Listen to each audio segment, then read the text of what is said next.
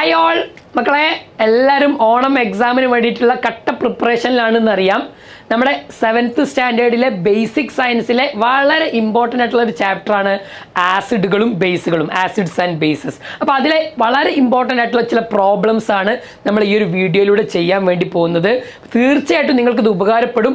ആവശ്യമുള്ള പോയിന്റുകളൊക്കെ എന്ത് ചെയ്യുക, ഒരു നോട്ട് ബുക്കിൽ ഒന്ന് കുറിച്ച് വെക്കുക.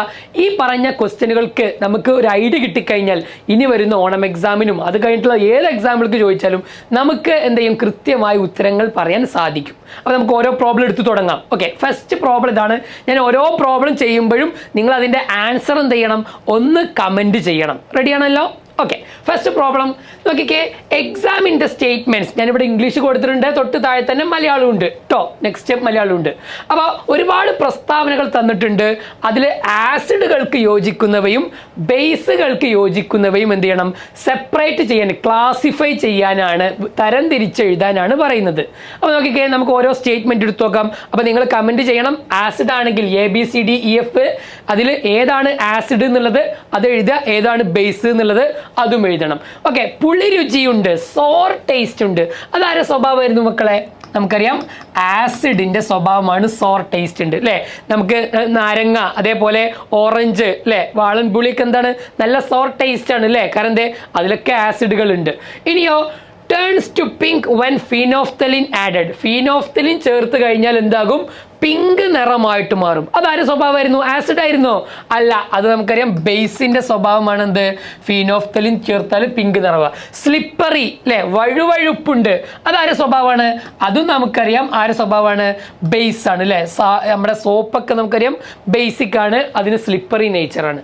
ഇനി turn to pink when methyl orange is added. Methyl orange add ചെയ്ത് കഴിഞ്ഞാൽ അത് എന്താകും, പിങ്ക് കളറായിട്ട് മാറും. അതാര് സ്വഭാവമായിരുന്നു മക്കളെ?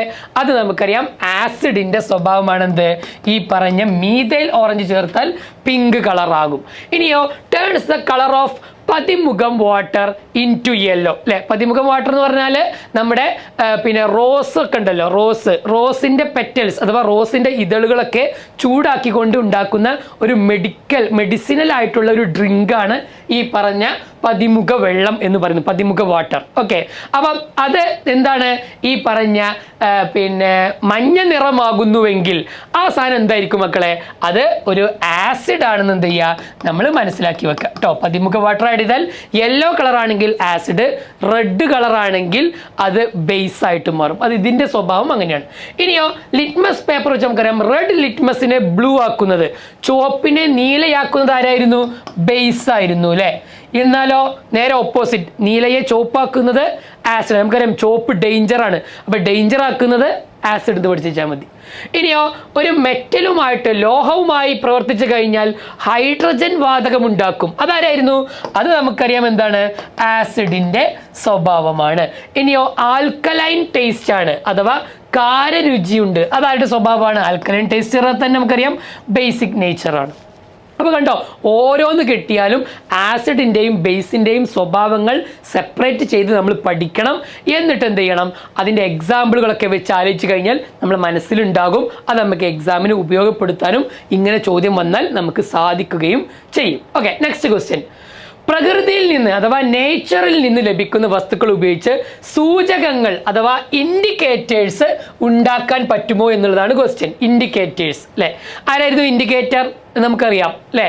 ഏതെങ്കിലും ഒരു സൂചകം ഉണ്ടാക്കുന്ന വിധം എഴുതുക. ഓക്കെ, അപ്പോൾ ഇൻഡിക്കേറ്റർ എന്ന് പറഞ്ഞാൽ നമുക്കറിയാം എന്താണ്, ആസിഡ് ആണോ ആൽക്കലി ആണോ എന്ന് തിരിച്ചറിയാൻ. ആൽക്കലി, മറ്റൊരു പേര് ബേസ്. ഓക്കെ, രണ്ടും തമ്മിൽ ചെറിയ വ്യത്യാസമേ ഉള്ളൂ, പക്ഷേ നമ്മളെ സംബന്ധിച്ച് രണ്ടും എന്താണ്, സെയിം ആണ് കേട്ടോ.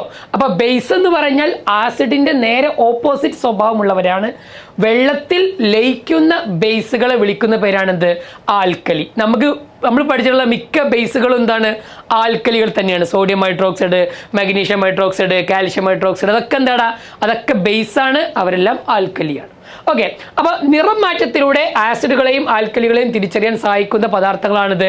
ഇൻഡിക്കേറ്റർ അല്ലേ, മഞ്ഞൾ, ചെമ്പരത്തിപ്പൂവ്, ബീട്രൂട്ട്, ഇതൊക്കെ എന്താണ് ഈ പറഞ്ഞ നമുക്കറിയാം നേച്ചറിൽ നിന്ന് ലഭിക്കുന്നവയാണ് അല്ലേ.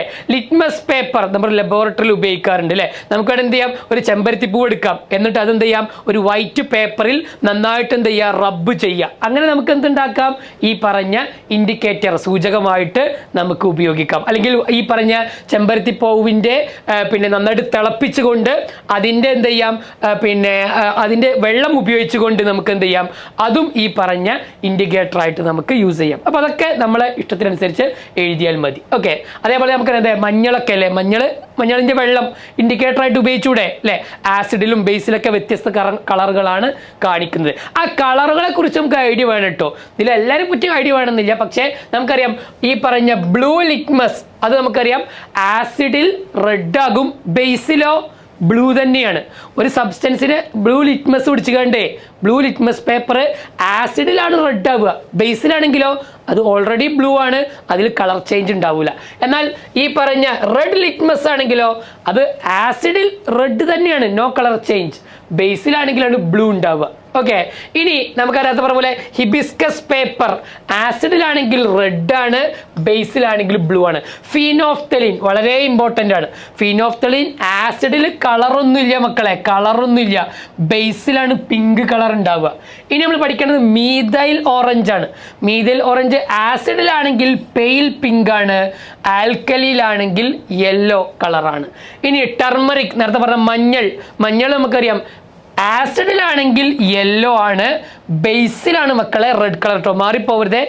ആസിഡിൽ യെല്ലോ, ബേസിൽ റെഡ് കളർ. ഓക്കെ, ഇത് അങ്ങോട്ട് ഇങ്ങോട്ടും മാറിപ്പോകരുത്. അപ്പോൾ ഞാൻ ഈ മാർക്ക് ചെയ്ത മിനിമം ഈ 5 പേരെങ്കിലും നമുക്കൊരു ഐഡിയ ഉണ്ടാവണം. ഇവരൊക്കെയാണ് ഇൻഡിക്കേറ്റേഴ്സ്.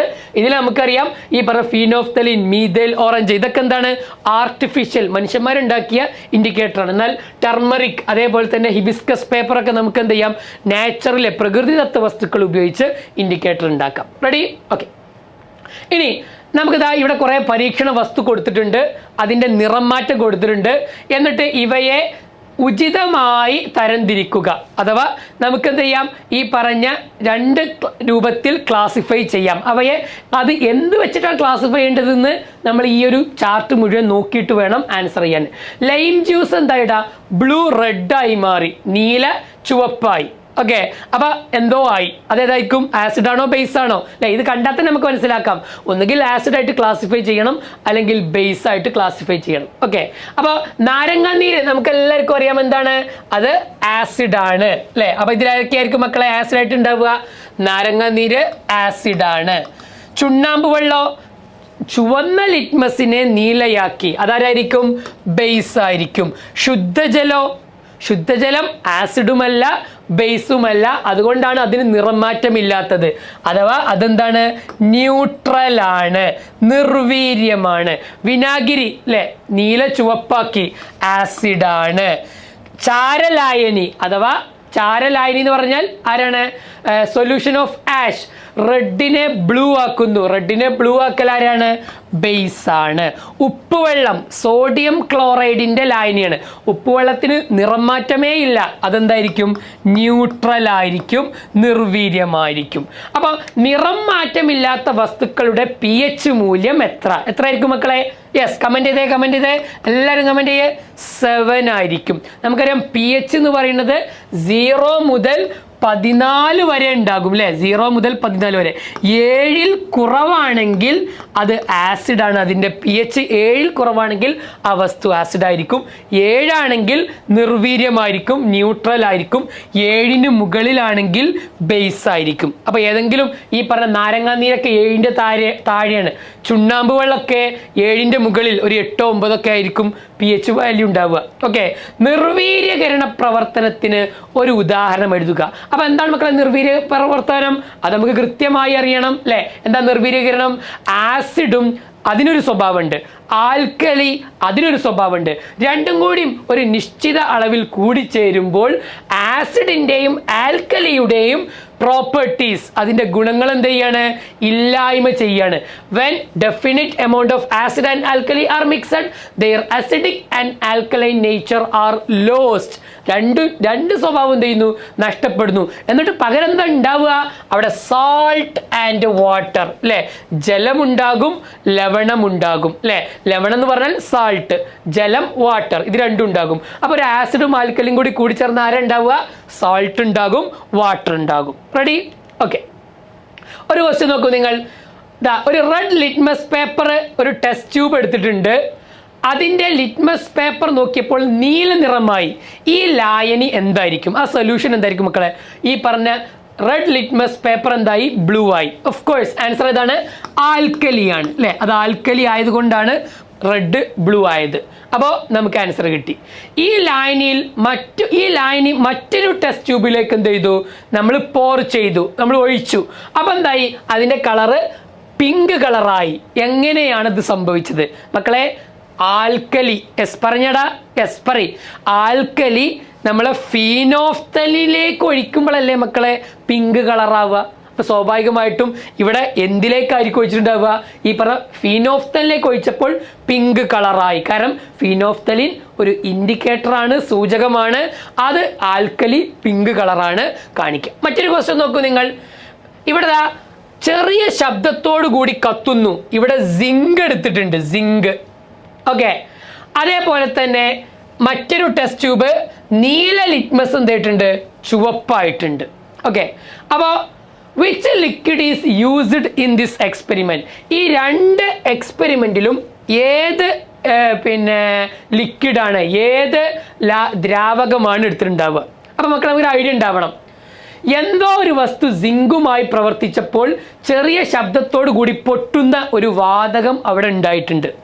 എന്തോ ഒരു വസ്തുവിനെ നീല ലിറ്റ്മസ് എന്താക്കി? ചുവപ്പാക്കി. ആൻസർ പെട്ടെന്ന് കിട്ടും. ആരാണ് വസ്തു? യെസ്, അതെന്താണ്? ഒരു ആസിഡ് ആണ്. കാരണം ആസിഡ് ലോഹവുമായിട്ട്, സിങ്ക്, മഗ്നീഷ്യം പോലെയുള്ള ലോഹവുമായി പ്രവർത്തിച്ചാൽ ഏത് വാതകം ഉണ്ടാകും? ചിത്രം ബിയിൽ നടക്കുന്ന രാസപ്രവർത്തനം വിശദമാക്കുക. ഒരു ആസിഡ് സിങ്കുമായി പ്രവർത്തിച്ചാൽ, ലോഹവുമായി പ്രവർത്തിച്ചാൽ, മെറ്റലുമായി പ്രവർത്തിച്ചാൽ ഹൈഡ്രജൻ വാതകം ഉണ്ടാകും. ഹൈഡ്രജൻ വാതകം ഉണ്ടായി. ആ ഹൈഡ്രജൻ വാതകമാണ് ചെറിയ ശബ്ദത്തോടു കൂടി പൊട്ടിയത്. ഒരു പോപ്പ് സൗണ്ടോട് കൂടി അത് പുറത്ത് ബേൺ ചെയ്യും. ഈ ദ്രാവകങ്ങളുടെ പൊതു സ്വഭാവം എന്തെല്ലാമാണ്? നമുക്കറിയാം ആസിഡിന്റെ പൊതു സ്വഭാവം നേരത്തെ നമ്മൾ ഓൾറെഡി പഠിച്ചതാണ്. അതൊക്കെ നമുക്ക് പെട്ടെന്ന് എഴുതാൻ പറ്റും. ഓക്കെ. മറ്റൊരു ക്വസ്റ്റ്യൻ നോക്കാം. ഇവിടെ ഒരു ടേബിൾ കൊടുത്തിട്ടുണ്ട്. അപ്പോൾ അതിൻ്റെ സാമ്പിൾ 1, സാമ്പിൾ 2 രണ്ട് സാമ്പിളുകൾ ഉണ്ട്. ഒന്നാമത്തെ സാമ്പിള് നീല ലിറ്റ്മസ് ഉപയോഗിച്ചപ്പോൾ നീല തന്നെയാണ്. ചുവപ്പ് ഉപയോഗിച്ചപ്പോൾ അത് നീലയായി. മീഥൈൽ ഓറഞ്ച് ഉപയോഗിച്ചപ്പോൾ അത് ഇളം മഞ്ഞയായി. ടർമറിക് ഉപയോഗിച്ചപ്പോൾ അത് ചുവപ്പായി. എങ്കിൽ സാമ്പിൾ 1 ഏതാണ്? സാമ്പിൾ 2 ഏത് സ്വഭാവമുള്ളവയാണ് എന്നാണ്. ഈ സാമ്പിൾ 1 നോക്കിയപ്പോഴേ നമുക്ക് ഐഡിയ കിട്ടിയിട്ടുണ്ടാവും. യെസ്, കമന്റ് ചെയ്തേ. സാമ്പിൾ 1 ഏതാടാ മക്കളെ? ഒന്ന് കമന്റ് ചെയ്ത്. യെസ്, നീലയെ നീല തന്നെ, ചുവപ്പ് നീലയാക്കി, മഞ്ഞൾ ചേർത്തപ്പോൾ ചുവപ്പായി. അപ്പൊ ഏത് സ്വഭാവമായിരിക്കും ഇവിടെ ഉണ്ടാവുക? യെസ്, അതിനേത് സ്വഭാവമാണ്? ആൽക്കലി സ്വഭാവം അല്ലെങ്കിൽ ബേസിക് സ്വഭാവമാണ് ഉണ്ടാവുക. ഇനിയോ നീല ലിറ്റ്മസിനെ ചുവപ്പാക്കി. ചുവപ്പ് തന്നെ. മീഥൈൽ ഓറഞ്ച് ചേർത്തപ്പോൾ ഇളം പിങ്ക് കളറായി. മഞ്ഞൾ ചേർത്തപ്പോൾ മഞ്ഞ കളറായി. ഇതാരായിരിക്കും മക്കളെ? ആസിഡ് ആയിരിക്കും. ഈ പരീക്ഷണത്തിന് പ്രയോജനപ്പെടുത്താവുന്ന മറ്റ് 2 പ്രകൃതിദത്ത സൂചകങ്ങൾ എഴുതുക. അപ്പൊ ഈ ഒരു എക്സ്പെരിമെന്റ് നമുക്കറിയാം. ഇതൊക്കെ എന്താണ്? ഓരോ ഇൻഡിക്കേറ്റർ ഉപയോഗിച്ചപ്പോൾ ഉണ്ടായ അതിൻ്റെ ഒബ്സർവേഷൻസ്, അതിൻ്റെ നിരീക്ഷണ ഫലങ്ങളാണ് കൊടുത്തത്. ഇതിനു പറ്റിയ മറ്റു 2 വസ്തുക്കൾ, ഇൻഡിക്കേറ്റേഴ്സ് ഏതൊക്കെയാണെന്ന് ഒന്ന് പറയാൻ പറ്റുമോ? ഏതൊക്കെയായിരിക്കും? ഉപയോഗിക്കുമ്പോൾ ശ്രദ്ധിക്കണം. പ്രയോജനപ്പെടുന്ന പ്രകൃതിദത്തമാണ്, നാച്ചുറൽ ആയിട്ടുള്ള മറ്റു 2 ഇൻഡിക്കേറ്റേഴ്സ്. യെസ്, നമുക്ക് കൊടുക്കാൻ പറ്റിയത് ഒന്ന്, നമ്മൾ റെഡ് ക്യാബേജ് ജ്യൂസ് കൊടുക്കാം.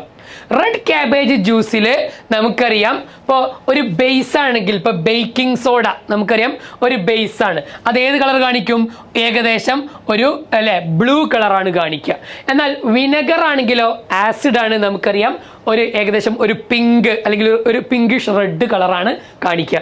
ന്യൂട്രൽ ആണെങ്കിലോ ഇതേപോലെ ഒരു വയലറ്റ് കളറായിരിക്കും അതിന് ഉണ്ടാവുക. അതാണ് ഈ റെഡ് ക്യാബേജ് ഉപയോഗിച്ചിട്ടുണ്ടാവുക. മറ്റൊന്ന് നമുക്ക് ഓൾറെഡി അറിയാം, ഇതിലുപയോഗിക്കാത്ത മറ്റൊരു സൂചകമാണ് ഇൻഡിക്കേറ്ററാണ് നമ്മുടെ ചെമ്പരത്തി എന്ന് പറയുന്നത്. ഓക്കെ, ഇനി ഇനാമലിനെ നശിപ്പിക്കുന്ന ബാക്ടീരിയകൾ ഉൽപ്പാദിപ്പിക്കുന്ന ആസിഡിന്റെ പേര് എഴുതുക. നമ്മുടെ ഇനാമൽ ഉണ്ടല്ലോ, ഭക്ഷണം കഴിച്ചു കണ്ട് നമ്മൾ ശുചിയാക്കാതിരുന്നാൽ നമ്മുടെ പല്ലിന്റെ ഇനാമൽ കേട് വരുത്തുന്ന ഒരു ആസിഡ് ഇതിലേതാണ്? Malic acid, lactic acid, citric acid, acetic acid. Acetic acid എവിടെയാണ് ഉള്ളത്? ഈ 4 ആസിഡും എവിടേക്കാണ് ഉപയോഗിക്കുന്നത് എന്നുള്ളത് കമന്റ് ചെയ്ത്. Malic acid എവിടെയുള്ള ആസിഡാ? ആപ്പിളിലാണ് അല്ലേ. ദെൻ ലാക്റ്റിക് ആസിഡോ പാല് അല്ലെങ്കിൽ മോര് അല്ലേ, കേടിലാണുള്ളത്. സിട്രിക് ആസിഡ് നമുക്കറിയാം സിട്രസ് ഫ്രൂട്ട്, നമ്മൾ ചെറുനാരങ്ങ പോലുള്ള ഫ്രൂട്ട്സിലാണ്. അസറ്റിക് ആസിഡിലോ നമുക്കറിയാം വിനെഗർ ആണ്. അപ്പൊ ഇതിൽ ഏത് ആസിഡ് ഉണ്ടാവുക? യെസ് മക്കളെ, ഇതിന്റെ ആൻസർ ഒന്ന് പറയാൻ പറ്റുമോ? ഏത് ആസിഡാണ് ഈ പറഞ്ഞ ഇനാമൽ നശിപ്പിക്കാൻ കാരണമായിട്ടുള്ളത്? യെസ്, ഇതിന്റെ ക്വസ്റ്റ്യൻ നമുക്ക് ഒറ്റയടിക്ക് ചിലപ്പോൾ കിട്ടിക്കോളുന്നില്ല, കാരണം ഇത് കുറച്ചും കൂടി ഡീപ്പായിട്ട് നമ്മൾ പഠിക്കേണ്ട സംഗതിയാണ്. ഇതിന്റെ ആൻസർ ലാക്റ്റിക് ആസിഡ് ആണ്.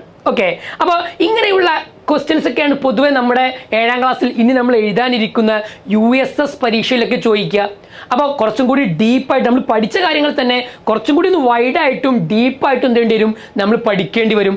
എങ്കിൽ മാത്രമാണ് എന്ത് ചെയ്യുക, USSൽ നമുക്ക് നല്ല സ്കോർ ചെയ്യാൻ പറ്റുക, നല്ല മാർക്ക് കിട്ടാൻ പറ്റുക, എങ്കിലാണ് സ്കോളർഷിപ്പ് നമുക്ക് കിട്ടുക.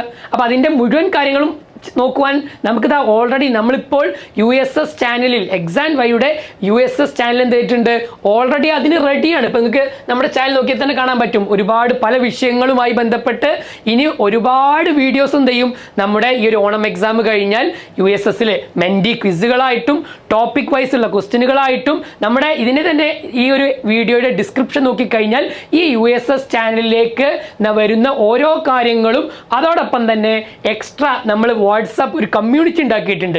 ആ കമ്മ്യൂണിറ്റിയിലേക്ക് ജോയിൻ ചെയ്യാനുള്ള ലിങ്കും കാര്യങ്ങളൊക്കെ ഇതിൻ്റെ ഡിസ്ക്രിപ്ഷനിലുണ്ട് ഈ വീഡിയോയുടെ. ഒന്ന് എന്താ ചെയ്യുക, ആരെങ്കിലും ബാക്കിയുണ്ടെങ്കിൽ നിങ്ങൾക്ക് തീർച്ചയായിട്ടും ആ USSന് എന്ത് ചെയ്യും ഉപകാരം. അപ്പോൾ ഇനി നമ്മൾ USSൻ്റെ ഒരു മാരത്തോൺ പ്രോഗ്രാമുകൾ എന്തുണ്ടാവും, തീർച്ചയായിട്ടും നമ്മുടെ എക്സാം വൈയുടെ ഈ ഒരു ചാനലിൽ ഉണ്ടാകും. ആരെങ്കിലും സബ്സ്ക്രൈബ് ചെയ്യാൻ ബാക്കിയുണ്ടെങ്കിൽ അതിനാണ് ഞാൻ പറഞ്ഞത്, സബ്സ്ക്രൈബ് ചെയ്ത് കഴിഞ്ഞാൽ തീർച്ചയായിട്ടും ഈ ഡാറ്റാസ് ഒക്കെ എന്ത് ചെയ്യും നിങ്ങൾക്ക് ലഭിക്കുകയും ചെയ്യും. അപ്പോൾ USSന് ഇപ്പോഴേ നമ്മൾ പഠിച്ചു തുടങ്ങുക, പഠിക്കണം നല്ല ടോപ്പായിട്ട് പഠിക്കാൻ വേണ്ടിയിട്ടാണ് എക്സാം വൈ ലേണിംഗ് ചെയ്തിട്ടുള്ളത്. ഇങ്ങനെ ഒരു USS ചാമ്പ്യൻസ് ലീഗ് എന്തായിട്ടുള്ളത് നമ്മൾ ഓൾറെഡി ലോഞ്ച് ചെയ്തിട്ടുള്ളത്. നമ്മുടെ എല്ലാ USS എഴുതുന്ന കുട്ടികൾക്കും എന്ത് ചെയ്യണം, നിങ്ങൾ ഈ ചാനലൊന്ന് പരിചയപ്പെടുത്തി കൊടുക്കണം. Okay, yes. എങ്കിൽ നിങ്ങൾക്ക് ഇതാ ചെയ്യാൻ വേണ്ടിയിട്ടുള്ള ഒരു ചോദ്യം, മാർബിളിന്റെ തറയിൽ മോര് വീണു അഥവാ butter milk spills on marble floor. കുറച്ച് കഴിഞ്ഞാൽ അവിടെ ഒരു സ്റ്റെയിൻ, ഒരു കറ അവിടെ ഉണ്ടാകും. എന്താണ് ഇതിന് കാരണം? ഈ വീഡിയോയുടെ ഉത്തരം, ഈ ഒരു ചോദ്യത്തിൻ്റെ ഉത്തരം നിങ്ങളെല്ലാവരും നമ്മുടെ ഈ ഒരു വീഡിയോ അവസാനിച്ച് കഴിഞ്ഞാൽ നിങ്ങൾ കമൻറ്റ് ബോക്സിൽ ചെയ്യണം. ഈ ഒരു ചോദ്യത്തിൻ്റെ ഉത്തരം തീർച്ചയായിട്ടും നോക്കട്ടെ ആരൊക്കെയാണ് ഇതിനെ കറക്റ്റായിട്ടുള്ള ആൻസർ ചെയ്യുക എന്നുള്ളത് നമുക്കൊന്ന് കണ്ടറിയാം. അവർക്ക് എല്ലാവർക്കും ഇതിൻ്റെ വക ഒരു സ്പെഷ്യൽ ലൈക്കും ഒരു കമൻറ്റും ഉണ്ടാവും കേട്ടോ. ഓക്കെ, അപ്പോൾ ഇവിടെ ഈ ഒരു ചോദ്യത്തിൻ്റെ ഉത്തരം എന്ത് ചെയ്യുക, നിങ്ങളെല്ലാവരും വീഡിയോ കണ്ടു കഴിഞ്ഞതിന് ശേഷം മാത്രം എന്ത് ചെയ്യുക, നിങ്ങൾ കമൻറ്റ് ചെയ്യുക. തീർച്ചയായിട്ടും ഈ ഒരുപാട് ചോദ്യങ്ങൾ നമ്മൾ ഓൾറെഡി ഈ ഒരു ചാപ്റ്ററുമായിട്ട് ചെയ്തു കഴിഞ്ഞു. കൂടുതൽ ചോദ്യങ്ങളുമായിട്ട് നമ്മൾ മറ്റുള്ള ടീച്ചേഴ്സ് എന്ത് ചെയ്യും, നിങ്ങളുടെ കൂടെ എത്തും. താങ്ക്